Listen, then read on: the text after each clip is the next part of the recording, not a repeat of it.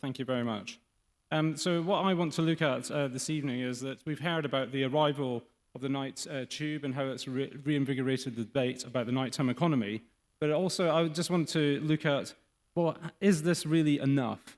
Now, we hear about the economic argument which is made, which is that the nighttime economy contributes circa 65 billion to the GVA of UK, but that's a mere 4% of what is actually generated overall.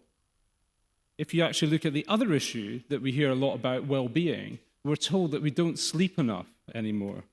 So there's this real dichotomy between, we have 1 in 3 that are insomniacs, people that don't sleep. What is going on with this nighttime economy? Well, don't actually worry. No, 51% of our available daytime hours are in daylight, so we all have a great time. But that also means that 49% of our time is actually spent in darkness, which is quite an interesting characteristic to think about, given that we can't sleep. But don't worry, we have lots of young people. So in London itself, in the inner London, there is 31% between 20 and 34. So you can understand why young people and creatives are the vision of the nighttime economy. Alongside that, we do have spaces and places already here. Hampstead Heath is open 24 hours a day, Trafalgar Square 24 hours a day. We have Hyde Park 18 hours a day. So there are spaces that we can actually engage with. And if you actually think that in London at the moment, there is 30 square meters for every person in London that is public open space. And then alongside that, the nighttime economy changes. We've been looking at St Giles Circus by Centrepoint, which is about daytime and nighttime economy, adding different uses and looking at how we can create a more vibrant nighttime economy, both above ground and below ground. So nightclubs and event spaces below ground, some really interesting spaces above ground. However, when you look at the 19th century and the use of parks as being the main public space, what you see is this idea of the park being a democratic place where the rich, the poor, the merchants all came together in a very, very level footing.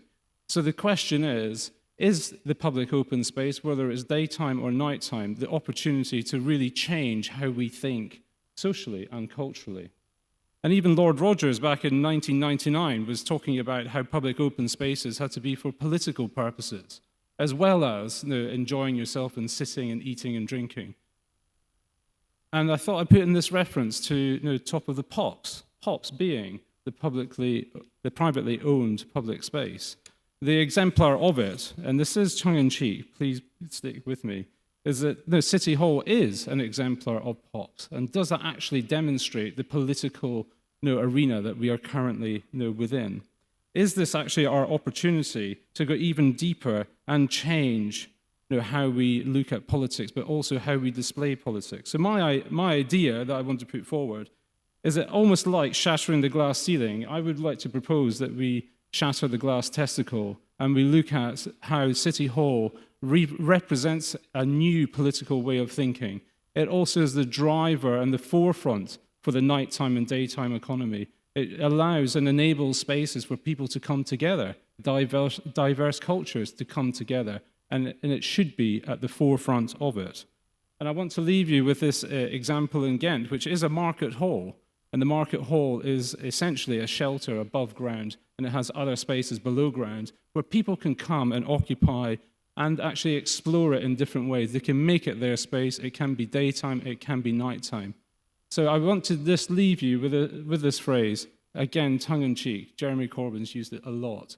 This is not just about young people. This is not just about creatives. I think this is an opportunity for it to be about a wider society discussion.